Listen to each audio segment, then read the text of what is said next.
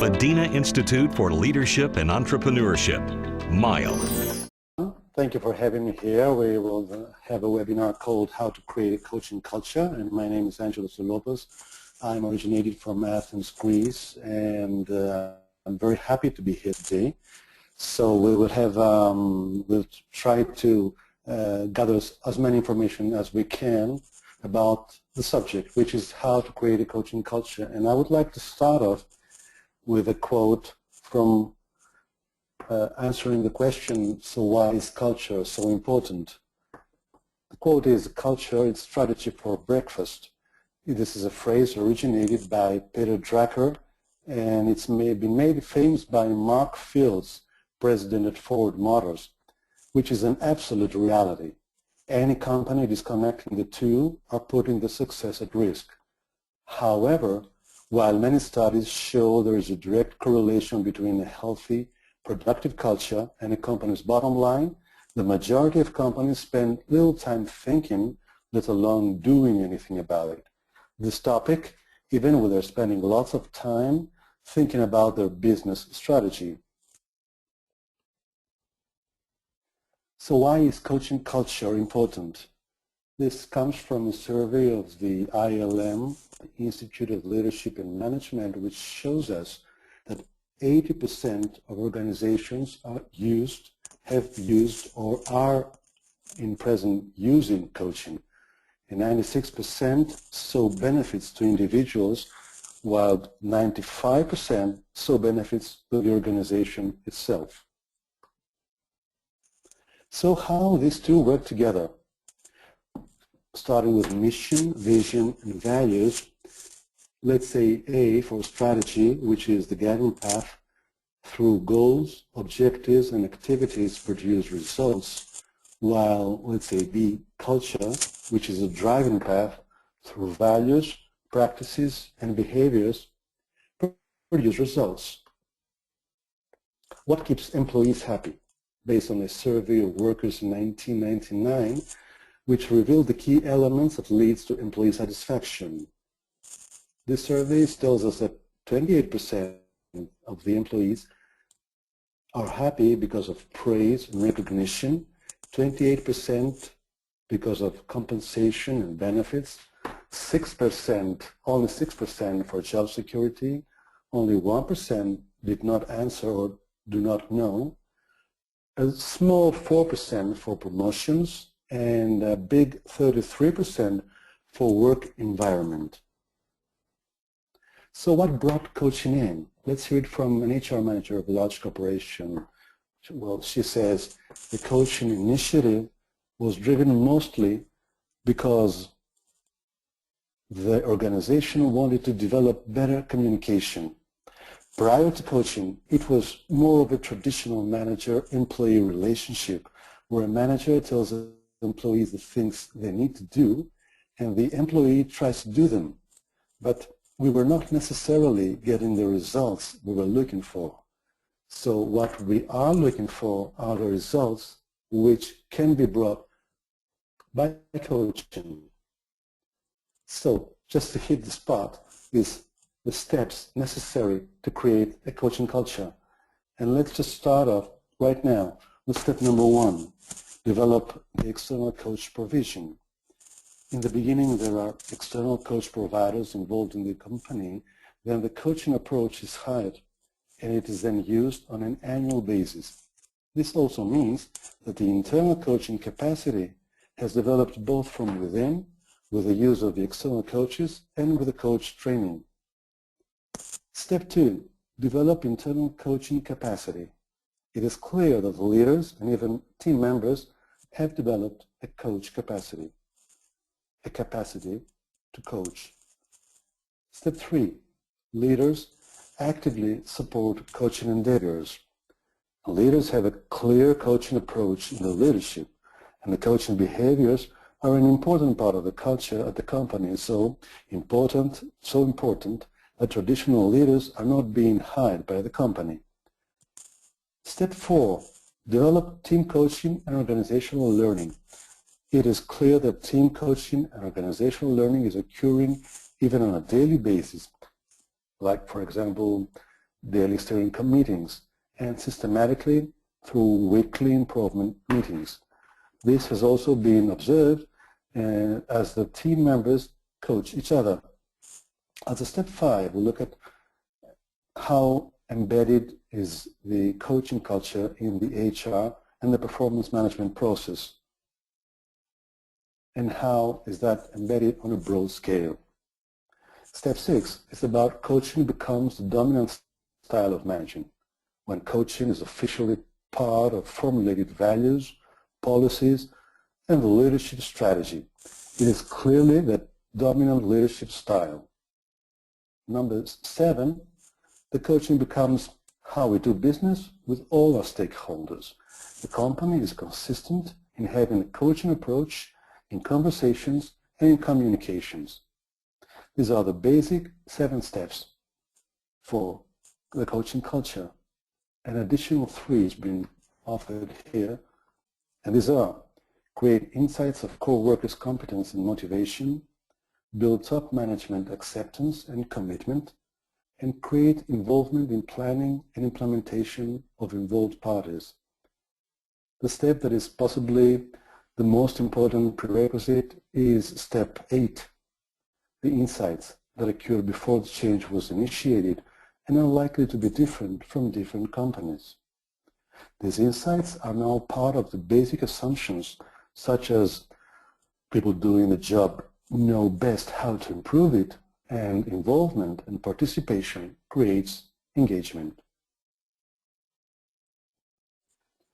Now moving on, let's hear for the coaching themes based on a survey conducted by ICF, the International Coach Federation.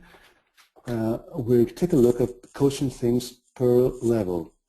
Levels are entry level, mid-level, senior level, and high potentials, and the themes that are being offered are performance management, self-esteem and self-confidence, work-life balance, career opportunities, communication skills, relationship building, and team effectiveness. So we see here in this table that what is being usually offered, performance management is usually being offered mainly on entry level and mid-level, while self-esteem and self-confidence impressively has been offered mainly in high potentials, followed by entry level, and work-life balance mainly on senior, mid-level, and high potentials, while career opportunities are offered mainly in high potentials. Communication skills, again, on senior level, followed by mid-level. Relationship building, mainly on senior level, followed by high potentials. And team effectiveness is being mainly offered in mid-level and senior level. So we know what are crucial, what are critical, which themes are essential per level. Now the next question is about internal or external coaches, and when. As you can see in this chart, the blue bars are for external coaches and the orange bars are for internal coaches, while the gray bars are for managers and leaders that are using coaching skills. So we can see the more effective per theme are when we discuss knowledge of company culture, best performance is being done by internal coaches followed by managers and leaders, and development of coaching culture by managers followed by internal coaches. Knowledge of company personnel and operations by managers and leaders, shortly followed by internal coaches. And pre-existing trust with employees, well, of course, yes, as expected, managers and leaders followed by internal coaches. The ability, the accessible resource to the organization is performed mainly by internal coaches, followed by managers and leaders, and the alignment with company agenda by both internal coaches and manager leaders. The frequency of coaching by managers, knowledge of company politics by internal coaches, followed by managers, the cost by internal coaches. The ability to coach teams is better performed by external coaches, followed by managers and leaders. And the exposure to the entire workforce is better performed by managers and leaders, followed by internal coaches. Focusing on role clarity, this is best performed by external coaches, followed by managers. Level of coach training and experience is better performed by external coaches, maintaining confidentiality, of course, by external coaches, and the ability to coach executives is best performed by external coaches. Now, making a distinguishing internal coach practitioners from managers and leaders using coaching skills, well, we can see that one of the biggest areas of confusion when it comes to coaching is the difference between internal coach practitioners and managers/leaders using coaching skills. This survey found that 68% of respondents agree that there is a clear distinction between the two modalities. When asked how are managers, leaders using coaching skills distinguished from internal coach practitioners, several themes emerge that address the strengths and limitations of both modalities, the differences in the context to which coaching is applied.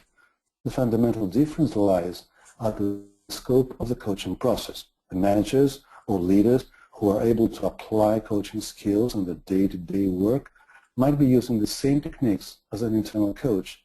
The internal coach practitioner generally works with a variety of clients who chose a formal or an informal coaching setting to work on specific issues, and sometimes could involve the manager as well, or teams in their entirety.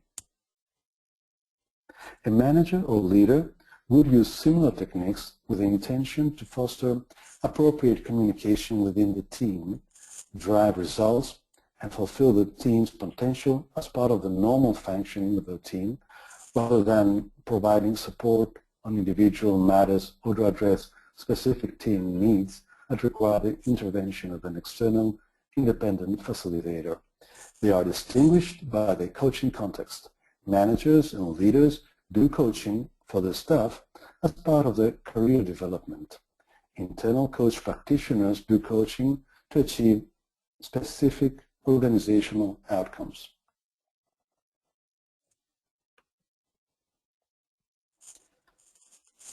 Mentoring and coaching and their distinct difference. Here's another important factor in developing an effective organizational coaching culture is to help employees understand the difference between coaching and mentoring. While formal mentoring is not a substitute for coaching, informal mentoring is often used as a supplement to coaching. Many people understand that this distinction with the majority agreeing that mentoring, whether formal or informal, should be seen as a supplement to rather than a substitute for coaching. A mentor is someone in the company who has the experience that the mentee desires, been there and done that. The job of the mentor is to equip the mentee with that information and translate their experience for them. Coaching is different and it can be helpful in the process. If a mentor has a coach approach, then it is more likely to be a mutual learning experience that is interactive because the young leader has experience that can be of equal value.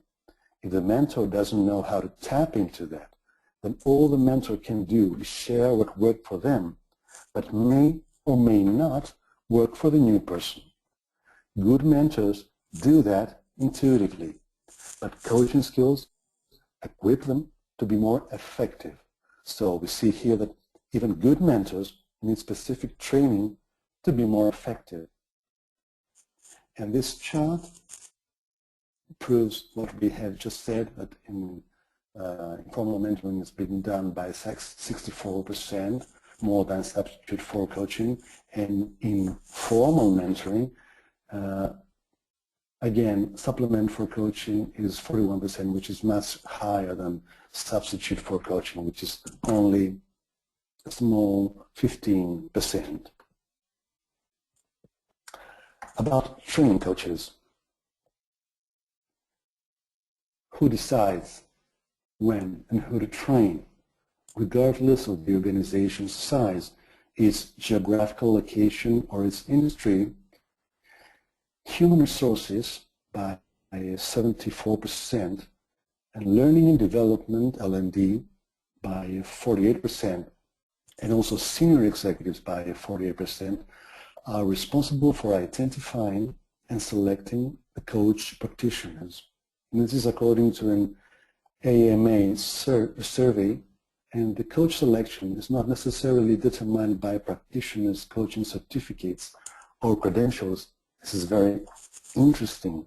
Rather, as ICF research regarding organizational coaching has shown, many decision makers treat professional credentials as a bonus, secondary to other factors, including referrals, recommendations, and experience.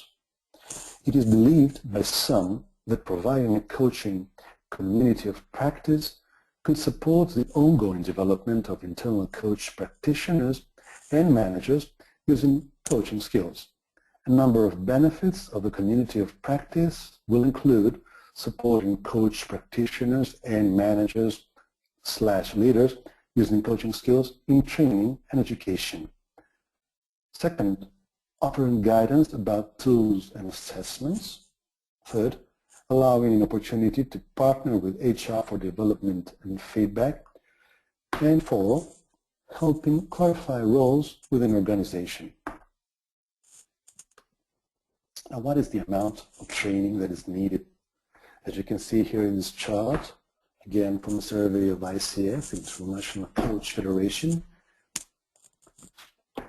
usually managers and leaders that are using coaching skills have a coach training process which is less than 30 hours, while internal coaches usually have coach training which is something between 30 and 60 hours, while external coaches have training which is more than 60 hours. And it's really very interesting to say here that as far as the major coaching associations are concerned, like ICF, for example,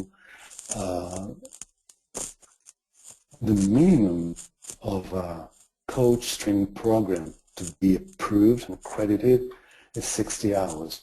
So you see what is important to what, and how sure can you be if you want to assign someone as an external coach to coach or bring coaching or enable coaching culture in your organization, that they have a better understanding, a better practice, and consequently a better effect in what they do. Now, how do managers and leaders that use coaching skills differ from the way that traditional management was presented in the years past? Well, the focus is on employee development. It is less about supervising or managing the employees than developing their strengths, overcoming weaknesses, and creating a stronger overall person. Facilitating and challenging the thinking process of individuals to try change. Management training focuses on managing and leading a team. However, managers who coach develop individuals who are enablers rather than solution seekers. They also emphasize on soft skills.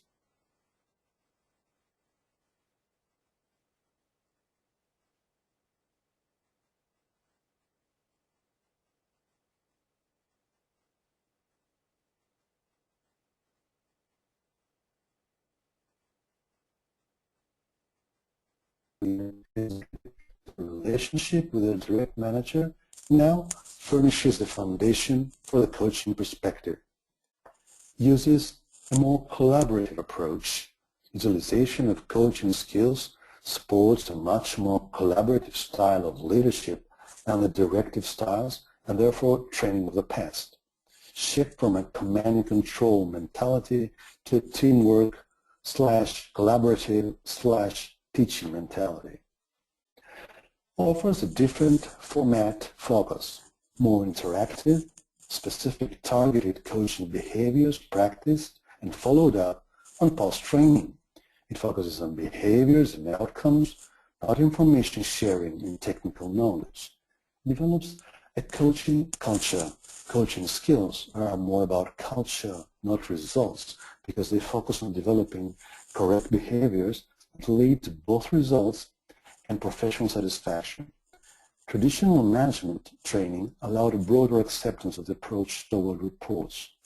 I believe in the past coaching was more transactional, but now companies are moving toward seeing coaching as transformational. So what do we do when we try to evaluate a coaching program, when we really need to evaluate a coaching program? Organizations with a strong coaching culture in place benefit from increased engagement among employees and stronger business performance. But several critical barriers exist to successfully implementing a coaching culture. And even through more organizations recognize the importance of coaching, budget plans are not keeping a pace. In addition, a large number of organizations are not evaluating the effectiveness of their coaching programs, and those that are often use anecdotal evidence instead of return on investment, ROI, and return on expectations, ROE data.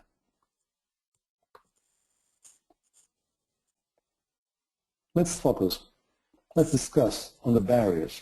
Which are the barriers to implement a coaching culture? When asked about the greatest barriers to developing a coaching culture, the top 3 extreme barriers to emerge are a lack of time, the limited ability to measure the ROI and ROE of coaching, and the lack of funding. The old perception of coaching as a remedial activity has shifted, and coaching is now perceived as a badge of honor by employees. Training and education is a moderate barrier. In emerging markets in particular, the lack of credentials and certifications among coaches is an even bigger barrier. Now, in this chart, which is based on a survey by ICF, you can see on the red and light blue barriers, which are considered extreme or moderate barriers. And then the orange and the dark blue, it's somewhat of a barrier or not a barrier. So we can easily allocate that time is being considered a barrier, measuring ROI and ROE also, and money, as we have just said. Now let's look at all the other factors. Tying coaching to the business strategy, major barrier. Compensation not tied to coaching for managers, also lack of accountability. Also perception that coaching is a remedial activity is at 50%. Training and education is more than that. Unclear expectations is 50%. Less than 50 is senior leader support, or building trust, or finding qualified coaches. According to an ICF survey, most organizations are not using sophisticated methods to evaluate the effectiveness of coaching. In fact, 27% of organizations reported they did not evaluate its effectiveness at all. For those organizations that do evaluate coaching effectiveness, the most popular measures utilized are employee feedback at a percentage of 58%. Coach feedback, 42%, and performance appraisals by 32%. Some organizations are using ROE and ROI to evaluate coaching, but to a lesser degree, in particular 24 and 11% respectively.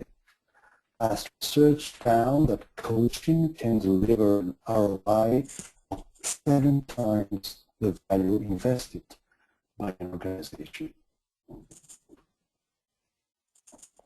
Now let's see which are the benefits of the coaching culture.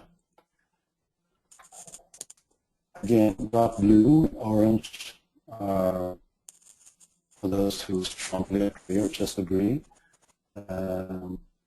Gray are those who neither agree nor disagree.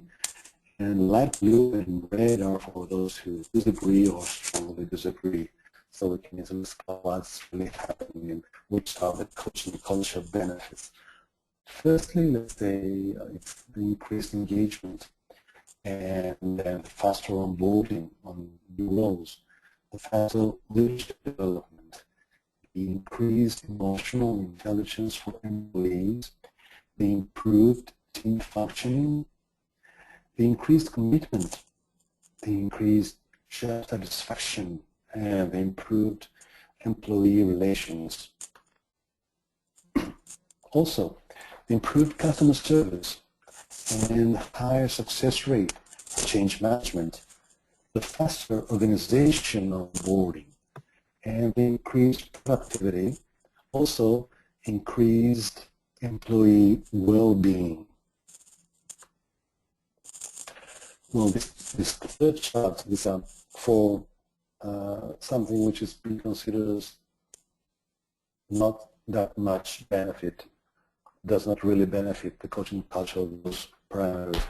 And we are talking here about smoother transitions from mergers and acquisitions, improved product launch, reduced turnover, increased time management, decreased stress, and cost reduction.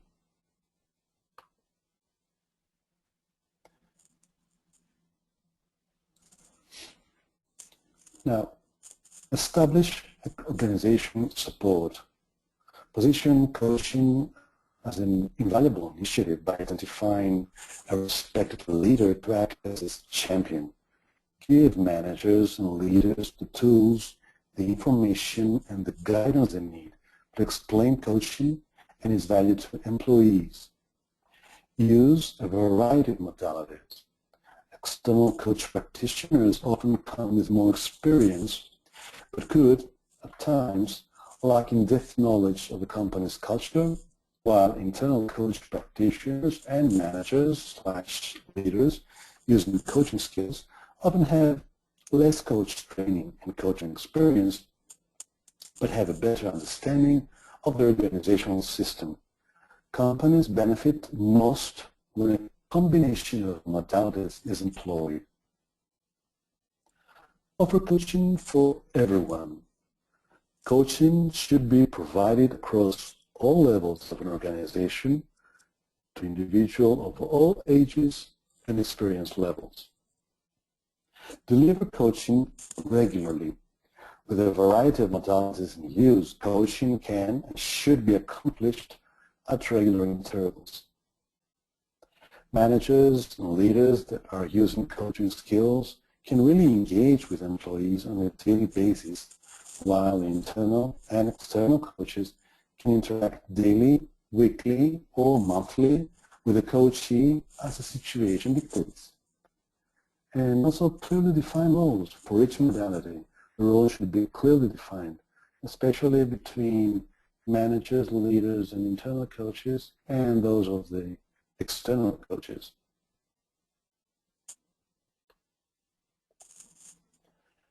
Finding and training coaches. First thing to do is set up managers for success. Empower managers and leaders with training and peer coaching to help develop better coaching skills. Relationship building and soft skills such as empathy should be emphasized, and opportunities for accredited coach training should be made available. Provide training. Establish a training track that allows for internal coach practitioners and managers and leaders to participate in continuous coaching education. This is very well established by both major coaching associations across the world, and ICF in particular names these, as it was being referred to here, continuous coaching education, CCE, while the European Interim Coaching Council, the EMCC, is referring to this as CPD, which is continuous professional development. Now, according to half of the respondents of the survey conducted by ICF, the ideal number of coach training hours for managers and leaders would be between 30 and 60 hours, which is scaling up what we have seen in the chart some slides before. What we should also be focusing on is how to establish a community of practice. One way to support the development of managers and leaders and internal coach practitioners is by creating a coaching community that provides training, guidance, and opportunities to explore innovative practices. This group can also strengthen the partnership with HR and foster an environment of continuous development and feedback. It is very interesting to say that in some large corporations that do have a coaching culture, apart from the credentials that are being offered from major coaching associations like ICF or EMC, they have their own system of credentialing. The coaches are coached with their own brand. For example, for PepsiCo, a PepsiCo coach. Okay, so this really makes it very interesting because they add more criteria to see how the coach should be trained, how he or she should be supported and developed.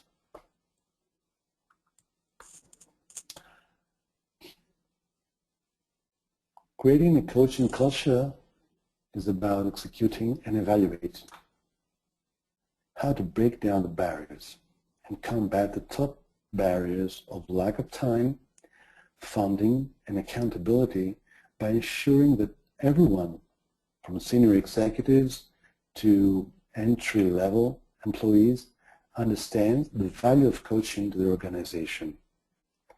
Building coaching as a regular activity and competency for managers and internal coach practitioners. Also, fund coaching adequately. Ensure that the importance the organization places on coaching is reflected in the annual operating budget. Organizations with a strong coaching culture typically have a dedicated line item for coaching. And finally, set goals for return on investment, ROI, and return on expectations, ROE. Establish clear expectations for the outcomes of the coaching initiative within the organization and ensure the goals are communicated across all levels of the organization. So let the coaching begin.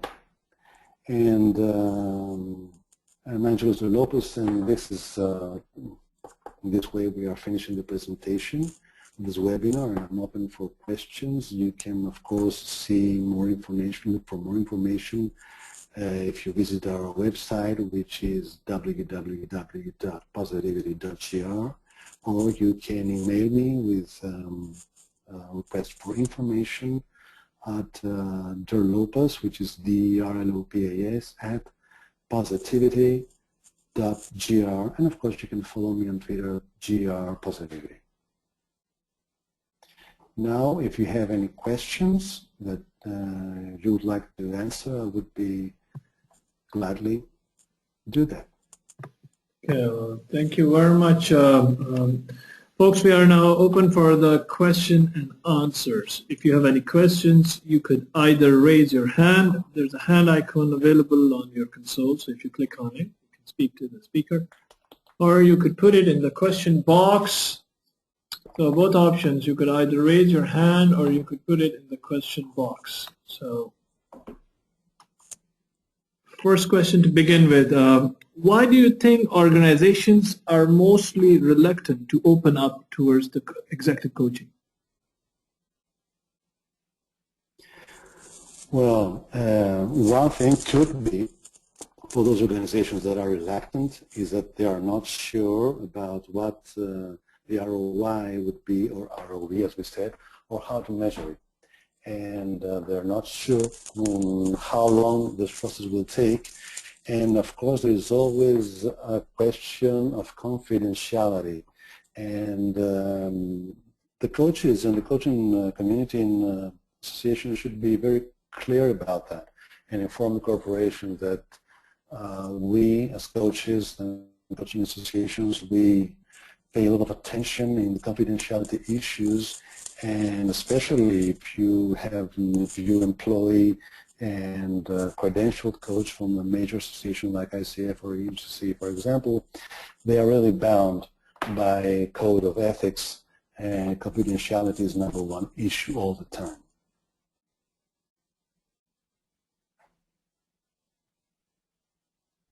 Thank you. We have another. Well, this answers your question. Is that?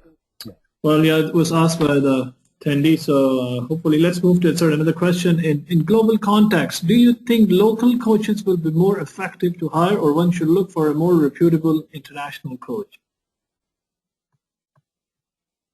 Well, it depends on what is the challenge. What is the challenge really? If you, for example, if you have if the executive is the manager that will be coached, has to deal with issues of managing, for example, multiple sites around the world, or dealing with cultural issues, and this is something that is applied usually in multinational organizations, then perhaps, yes, you might need a coach that is informed of this issue, of the cultural issues, of the global leadership coaching mentality and practice. But if you're more focused, or the challenges of the executive, for example, of the manager of whatever level you are serving, has to do with local issues, and perhaps a local cultural awareness is more imperative for the job at hand, then perhaps a local coach would be enough. Yeah, a couple of more questions now from Brother Jihad Muhammad. The question is, on having an external coach for the C-level leaders in the company, how can we convince and get the buy-in from the CEO to have such a program? Yes, this is very interesting. It's yes, the answer can come from what we are not aware of. Usually the external coach is, as we have just seen in the presentation, is a more well-trained coach and a more experienced coach, and this what he or she can bring into the organization is, of course, the experience, the ability, the skills, and also a fresh look in whatever is happening. And he or she can challenge with more powerful questions that are outside of the comfort zone. So coaching at the C-level requires mainly skills, ability, and a broad range of experience. So I say external coach. Okay, let's move to another question from Mr. Mark Stora. The question is, why do you need to look at ROE? And are there any steps one must take to set up expectations? And are there different levels of expectations? Yes, that's an interesting question.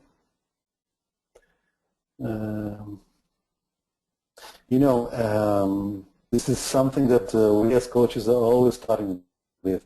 What are our expectations of each project? What are the expectations if on anything we do? For example, if I could opening this webinar with a question, I would ask everyone to express their expectations, because this really gives us a direction where we are heading and how much are we willing to how much efforts are we willing to put. And also this gives us this direction, can help us design what will be the intervention that we want to have in the program. So it's much better to know which are our expectations of each program, because our expectations can both help our commitment, but can remind us what should we offer to the project, how much efforts and resources are we willing to give. Thank you. We have another last one from Brother Muhammad. Do you recommend any external executive coach for a very ambitious expansion strategic plan?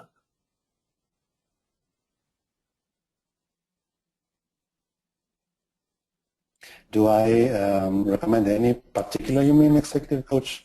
Because I would like to recommend any particular executive coach, but do you think that, what is the question about? I'm not really sure I got the question. Is it something that has to do with in which area should that executive coach be specialized? Strategic plan, but okay, let's skip this one, sir. So let's move to the last one now from Brother Muhammad again. Do you have any case where a company had successfully implemented a coaching culture, and what was the fruit?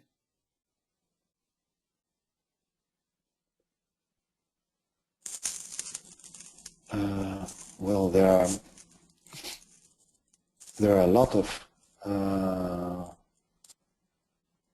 companies that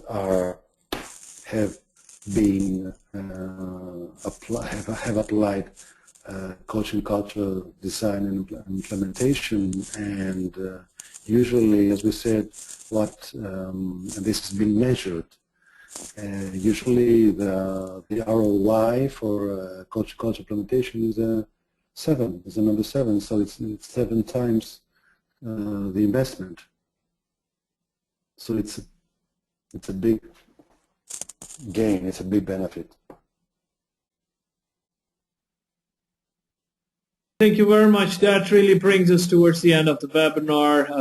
Mr. Derlopas, any concluding remarks that you would like to give before we dismiss out?